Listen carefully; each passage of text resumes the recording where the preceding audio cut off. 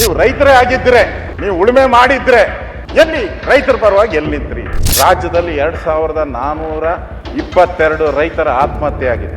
ದೇಶದಲ್ಲಿ 2ನೇ ಸ್ಥಾನದಲ್ಲಿ ಇದ್ದೀರಿ ನಾವು. ಆತ್ಮಹತ್ಯೆ, ರೈತರ ಆತ್ಮಹತ್ಯೆಯಲ್ಲಿ 2ನೇ ಸ್ಥಾನ. ಉತ್ತರ ಕರ್ನಾಟಕದ ಅಭಿವೃದ್ಧಿ ಪರವಾದಂಥ ಸರ್ಕಾರ ಅಂತ ಯಾವ ಮುಖ ಇಟ್ಕೊಂಡು ಹೇಳ್ಬೇಕು ನೀವು ಕಾಂಗ್ರೆಸ್ ಅವರು? ನನಗನ್ಸ್ತತೆ ಒಂಥರ ಇನ್ನೂ ಗ್ಯಾರಂಟಿ ಭ್ರಮೆಗಳಿಂದ ಇವ್ರು ಆಚೆ ಬಂದೇ ಇಲ್ಲ.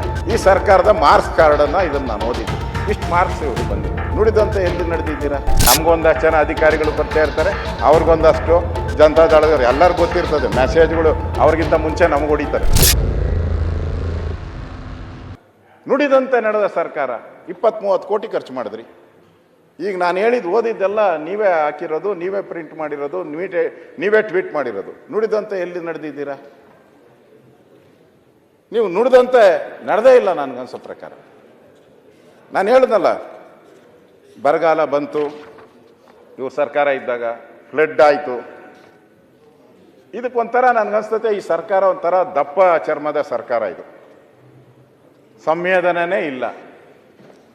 ಈಗ ಮುಖ್ಯಮಂತ್ರಿಗಳನ್ನ ಕೇಳಿದ್ರೆ, ಭಾಳ ವರ್ಷ ನೋಡಿದ್ದೀನಿ ಮುಖ್ಯಮಂತ್ರಿಗಳನ್ನ, ಜಾಸ್ತಿ ಏನಾನ ಮಾತಾಡ್ಬಿಟ್ರೆ, ಯಾರನ್ನ ಸಿಕ್ಕಿದ್ರೆ, ಯಾರನ್ನ ಸರಿಯಾದವ್ರು ಸಿಕ್ಕಾಕೊಂಡ್ರೆ, ನಿನ್ಗೆ ಸಂಧಿ ಗೊತ್ತು, ಸಂಧಿ ಯಾವುದು ಶುರು ಮಾಡ್ಕೊಂತಾರೆ. ಜಾಸ್ತಿ ಮಾತಾಡಿದ್ರೆ, ನಾನು ಜಾಸ್ತಿ ಮಾತಾಡಿದ್ರೆ ನೇಗುಲ್ ಗೊತ್ತಾ ನಿನಗೆ? ನೊಗ ಹೆಂಗೆ ಕಟ್ತೀಯ ಅದು ಗೊತ್ತಾ? ಉಳುಮೆ ಮಾಡೋಕ್ಕೆ ಎಷ್ಟು ಜನ ಎಷ್ಟು ಎತ್ತಬೇಕಾದ್ರೆ ಕೊಡ್ತಾರೆ. ಕೇಳ್ತಾರೆ, ನನಗೂ ಅದೇ ಥರನೇ ಹೇಳ್ತಾರೆ. ನಮಗೆಲ್ಲ ಇಷ್ಟು ಕೇಳ್ತಿರಲ್ಲ. ಈಗ ರೈತ ಕೇಳ್ತಾವನೆ ನಿಮ್ಮನ್ನ. ನೀವು ರೈತರೇ ಆಗಿದ್ರೆ, ನೀವು ಉಳುಮೆ ಮಾಡಿದ್ರೆ ಎಲ್ಲಿ ರೈತರ ಪರವಾಗಿ ಎಲ್ಲಿ ನಿಂತ್ರಿ?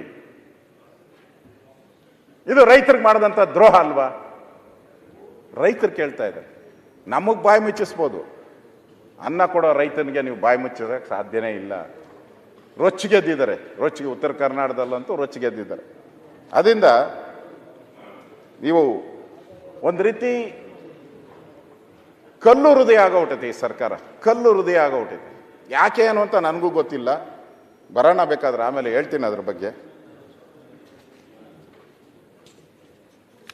ಇದಕ್ಕೂ ನಾ ಹೇಳ್ತೀರಿ. ಮೊನ್ನೆ ಹೇಳಿದ್ರು, ಟಿ ವಿ ಇಂಟರ್ವ್ಯೂನಲ್ಲಿ, ಪ್ರೆಸ್ಸಲ್ಲಿ ಹೇಳಿದ್ರು, ಬಿ ಜೆ ಪಿಯವ್ರಿಗೇನು ಮಾನ ಮರ್ಯಾದೆ ಇದೆಯನ್ರಿ, ಯಾವ ಮುಖ ಇಟ್ಕೊಂಡು ಪ್ರತಿಭಟನೆ ಮಾಡ್ತಾರೆ ಅಂತ ಹೇಳಿದ್ದಾರೆ. ನಾನೇನಿಲ್ಲ, ನಾನು ಮುಖ್ಯಮಂತ್ರಿ ಕೇಳಕ್ಕೆ ಇಸ್ತೀನಿ. ಮಾನ ಮರ್ಯಾದೆ ಇಲ್ಲ ಅಂತ ನಮ್ಗೆ ಹೇಳಿದ್ದೀರ. ಬೆಳಗ್ಗೆ ನಮ್ಮ ಅಧ್ಯಕ್ಷರು ಹೇಳಿದ್ರು ನನಗೆ, ವಿಜಯೇಂದ್ರ ಅವರು, ನೋಡಿ ಹಿಂಗೆ ಅಂದಿದ್ದಾರೆ ಸಿದ್ದರಾಮಯ್ಯನವರು, ಸರಿನಾ ಅಂತ ಹೇಳಿದ್ರು. ನಾನು ಸಿದ್ದರಾಮಯ್ಯನ ಕೇಳಕ್ಕೆ ಇಷ್ಟಪಡ್ತಾ ಇದ್ದೀನಿ. ರಾಜ್ಯದಲ್ಲಿ 2422 ರೈತರ ಆತ್ಮಹತ್ಯೆ ಆಗಿದೆ. 422 ಆತ್ಮಹತ್ಯೆ. ಕಬ್ಬು ಬೆಳೆಗಾರದ್ದು 32 ಜನ ಕಬ್ಬು ಬೆಳೆಗಾರರೇ ಆತ್ಮಹತ್ಯೆ ಮಾಡಿದ್ದಾರೆ. ಕಬ್ಬು ಬೆಳೆಯೋರು ದೇಶದಲ್ಲಿ 2ನೇ ಸ್ಥಾನದಲ್ಲಿ ಇದ್ದೀರಿ ನಾವು. ಆತ್ಮಹತ್ಯೆ, ರೈತರ ಆತ್ಮಹತ್ಯೆಯಲ್ಲಿ 2ನೇ ಸ್ಥಾನ. ಇದನ್ನು ಸ್ಟ್ಯಾಟಿಸ್ಟಿಕ್ಸು ಬಂದಿದೆ, ನಾನು ಸ್ಟ್ಯಾಟಿಸ್ಟಿಕ್ಕು ಕೊಡ್ತೀನಿ. ಬಿಡುಗಡೆ ಮಾಡಿರೋವಂಥದ್ದು ರಾಷ್ಟ್ರೀಯ ಅಪರಾಧ ದಾಖಲೆಗಳ ಬ್ಯೂರೋ ಪ್ರಕಟಣೆ. ರಾಷ್ಟ್ರೀಯ ಅಪರಾಧ ದಾಖಲೆಗಳ ಬ್ಯೂರೋ ಪ್ರಕಟಣೆ. 2.5 ವರ್ಷಗಳಲ್ಲಿ ರಾಜ್ಯದಲ್ಲಿ 2422 ರೈತರ ಸಾವಿಗೆ ಶರಣು. ಇದು ಬಂದಿರೋವಂಥದ್ದು ಪತ್ರಿಕೆಯಲ್ಲಿ ಬಂದಿದೆ. ಕರ್ನಾಟಕ ಎಷ್ಟು ಪರ್ಸೆಂಟೇಜು? 22.5% ಕರ್ನಾಟಕ. ಆಂಧ್ರ ಪ್ರದೇಶ ಕೇವಲ 8.6%. ಆಂಧ್ರ ಪ್ರದೇಶ ಕೇವಲ ನಮ್ಮ ಪಕ್ಕದ ರಾಜ್ಯ, ನಾನು ದೂರ ಹೋಗ್ತಾ ಇಲ್ಲ. ತಮಿಳುನಾಡು 5.9%. ತಮಿಳುನಾಡು 5.9%. ನಾವೇ ಹೈಯೆಸ್ಟ್ ಇರ್ತಕ್ಕಂಥದ್ದು. ನಾನು ಪಕ್ಕದ್ದು ಹೇಳಿದೆ, ನಮ್ಮ ಸುತ್ತಮುತ್ತ ಇರೋರನ್ನ ಹೇಳಿದೆ. ನೀವು ಹೇಳೋ ಇದ್ದೇ ಇದೆಯಲ್ಲ, ನೀವು ಹೇಳೋಕ್ಕೆ. ನಾನೇನು ಮೊನ್ನೆನೇ ಹೇಳಿದೆ, ಅದು ಹೇಳಿದ್ಕೆ ಇಷ್ಟೊತ್ತು ಕೃಷ್ಣ ಅವರೇ, ಇಷ್ಟೊತ್ತು ನಾನು ಹೇಳಿದ್ಕೆ ಅದು ತಪ್ಪು ಅಂತ ಹೇಳ್ಬಿಟ್ರು. ನಾನು ಊರಿಗೊಬ್ಬನೇ ಅದೇನೋ ಹೇಳಿದೆ, ಊರಿಗೊಬ್ಬರೇ ಗೌಡ್ರು ಅಂತ ಹೇಳಿದೆ. 2 ಹೇಳಿದೆ. ಹೆಂಗೆ ಹೇಳ್ಬಾರ್ದು ಅಂತ ಹೇಳಿದ್ರು ನಿಮ್ಮವ್ರು. ಅದಕ್ಕೆ ನಾನು ಹೇಳಲ್ಲ. ಯಾಕೆ ಹೇಳಿ ನಿಮಗೆ? ನೀವು ಅದಕ್ಕೆ ರೆಡಿ ಇರ್ತೀರ. ಹೇಳ್ಬಿಟ್ಟೆ ಹಿಂಗೆ ನಾನು ನೋಡ್ತೀನಲ್ಲ, ಸಿದ್ದರಾಮಯ್ಯನವ್ರು ಇಳಿದೋಗವಾಗ ನಿಮ್ಗೆ ಹೇಳ್ಬಿಟ್ಟು ಹೋಗ್ತಾರೆ, ರೆಡಿ ಮಾಡ್ಗಳಪ್ಪ ಅಂತ ಹೇಳ್ಬಿಟ್ಟು ಓಡ್ತಾರೆ. 100% ನನಗೂ ಗೊತ್ತಿದೆ. ಅದು ಇದು ಆತ್ಮಹತ್ಯೆಯ ಪ್ರೋಗ್ರೆಸಿವ್ ರಿಪೋರ್ಟ್. ಕಾಂಗ್ರೆಸ್ ಸರ್ಕಾರದ ಮಾರ್ಕ್ಸ್ ಕಾರ್ಡ್ ಇದು. ಒಂದು ಸರ್ಕಾರನ ಅಳಿಯೋದು ಹೆಂಗೆ ಅಳಿತೀರ ಒಂದು ಸರ್ಕಾರನ? ಇಷ್ಟು ಜನ ರೈತರ ಆತ್ಮಹತ್ಯೆ ಮಾಡ್ಕೊಂಡ್ರೆ ಈ ಸರ್ಕಾರದ ಮಾರ್ಕ್ಸ್ ಕಾರ್ಡನ್ನು ಇದನ್ನು ನಾನು ಓದಿದ್ದೀನಿ. ಇಷ್ಟು ಮಾರ್ಕ್ಸ್ ಇವ್ರಿಗೆ ಬಂದಿದೆ.